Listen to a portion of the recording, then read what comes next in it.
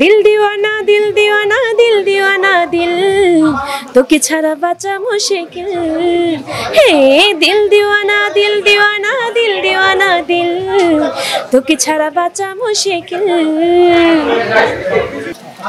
ভ্রমর কয় গিয়া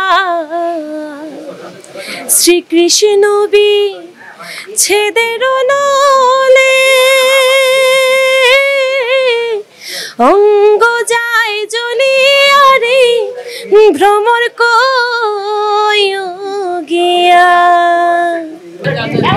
সবাই ভালো লাগে, আমার ভালো লাগছে খুব। কোন ক্যাটাগরিতে পেলেন? আমি হচ্ছে বেস্ট ফোক সিঙ্গার। জনপ্রিয় গানগুলোর মধ্যে কোনটা আপনার বেশি ভালো লাগে? আচ্ছা, আমার যে কয়টা জনপ্রিয় গান, লাস্ট আমি হচ্ছে প্লেব্যাক করেছি মায়া দ্য লাভ সিনেমাতে। দিল দিওয়ানা গানটা আমার এবং আকাশ মাহমুদ, আমাদের দুজনেরই ডুয়েট গান, এবং গানটিতে আমাদের ছিলেন হচ্ছে রোশান এবং বুবলি ম্যাম ওনারা। আর এমনিতে তো অনেক মৌলিক গান আছে আমার। এই গানটি যদি ভক্তদের জন্য কয়েকটা লাইন শোনাতেন তাহলে। কোনটা? দিল দিওয়ানা? আচ্ছা, দিল দিওয়ানা দিল দিওয়ানা দিল দিওয়ানা দিল তোকে ছাড়া বাঁচা মুশকিল হে দিল দিওয়ানা দিল দিওয়ানা দিল দিওয়ানা দিল তোকে ছাড়া বাঁচা মুশকিল। কেমন সাড়া পেয়েছিলেন এই গানটা? অনেক সাড়া পেয়েছিলাম, কারণ গত ঈদেই আমাদের এই মায়া দ্য লাভ মুভিটি রিলিজ হয়, এবং এই ফার্স্ট টাইম আমি প্লেব্যাক করি, তাও বুবলি যে একজন ফেমাস অভিনেত্রী এবং রোশান, আমরা সবাই তাদেরকে খুব ভালোভাবেই চিনি। তো একদম প্রথমেই তাদের আমার গানে ওনারা লিপসিং করছেন, তো এটা আমার জন্য বিশাল একটা পাওয়া। এই আর কি। বাংলাদেশের দর্শকরা ফোক গান খুব পছন্দ করে। হ্যাঁ, ফোক গান করেন। হ্যাঁ। জনপ্রিয় ফোক গানের কয়েকটা লাইন যদি শোনাতেন, যেহেতু আপনি সিঙ্গার, এর জন্য আপনাকে। আমার জনপ্রিয় অনেক ফোক গান আছে, তার মধ্যে টেলিভিশনে, আমি যেহেতু সিলেটের মেয়ে, তো আমি টেলিভিশনগুলোতে সবসময় চেষ্টা করি যে আমার সিলেটকে প্রেজেন্ট করার জন্য। বিভিন্ন টেলিভিশন লাইভ শো, তারপরে স্টেজ শো। আমি গত এক সপ্তাহ 10 দিন হলো আমি আমেরিকাতে ছিলাম, আমেরিকার দেশের বাইরে প্রোগ্রামের জন্য। তো সেখানে যেও আমি আমার ফোক গানগুলো করেছি এবং আমার সিলেটের জনপ্রিয় গানগুলো করেছি। তো তার মধ্যে আমি ছোট করে একটু শুনে দিচ্ছি।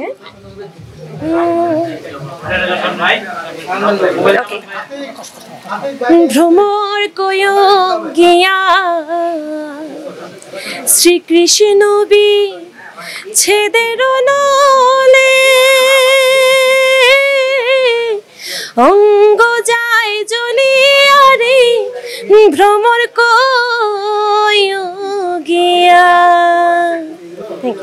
এটা আমাদের সিলেটের জনপ্রিয় রাধারমন দত্ত, ওনার একটি জনপ্রিয় গান, ফোক গান। Thank you. কত দূরে যেতে চান গান নিয়ে? অনেক দূরে যাওয়ার ইচ্ছা, কারণ যেহেতু পড়ালেখার পাশাপাশি গানটা আমার কাছে স্পেশাল একটা কি বলেন প্রফেশন, বা নিজের খুব ইচ্ছা থেকেই গান করা। তো অনেক দূর যাওয়ার ইচ্ছা আছে। যেখানে যান নিশ্চয়ই ভক্তরা গান শুনতে চায়। হ্যাঁ, বিশাল। কনসার্ট করেন অনেক দেশের, বললাম না, দেশে এবং দেশের বাইরে আমার শো করা হয়, এবং আমি চেষ্টা করি আমার বাংলা ফোক গানটাকে প্রেজেন্ট করার সব জায়গাতেই। ফোক গানের জনপ্রিয়তা তো আসলে এখন তুঙ্গে, এটা আগেও ছিল। হ্যাঁ। তো এটাকে এখন আবার অনেকে রিমেক করছে, রিমিক্স গান আকারে কিন্তু ফোক গান অনেক বের হচ্ছে। আপনার কি এই ধরনের চিন্তা ভাবনা আছে গান নিয়ে রিসার্চ করে? আসলে মানুষ যেভাবে পারছে গানকে সেভাবেই প্রেজেন্ট করছে, কিন্তু আমার কথা হচ্ছে যে নতুনত্ব সবাই চায়, কিন্তু বাংলা গানটাকে বাংলা গানের মতো রেখে তারপরে নতুনত্ব করাটা উচিত। কিন্তু একদম ওই যে বলে না, যে গানটা আমাদের গ্রহণযোগ্যতা পায় না, যেরকম মানে আমরা যেরকম পছন্দ করি না সেরকম না করাই ভালো। আমরা তো বাঙালি, আমরা বাংলা স্টাইলটাই সবসময় চাই যে বাংলা গানের মতো করেই থাকুক। তো আমার নিজেরও ফোক গানের মেশআপ আছে, কিন্তু আমি ফোক গানটাকে ফোক গানের মতো করেই রেখেছি। কোনোভাবে ওইটাতে নতুনত্ব করতে যেয়ে এত মডার্ন করে ফেলিনি যে জিনিসটা আবার দর্শকের ভালো লাগছে না, পছন্দ করছে না, এরকম করিনি। একটা যদি শোনাতেন আর আরেকটু বেশি লাইন, আপনাকে কিন্তু অলরেডি আমি 2টা গান শুনে গেলাম। সবাই চাচ্ছে শুনতে।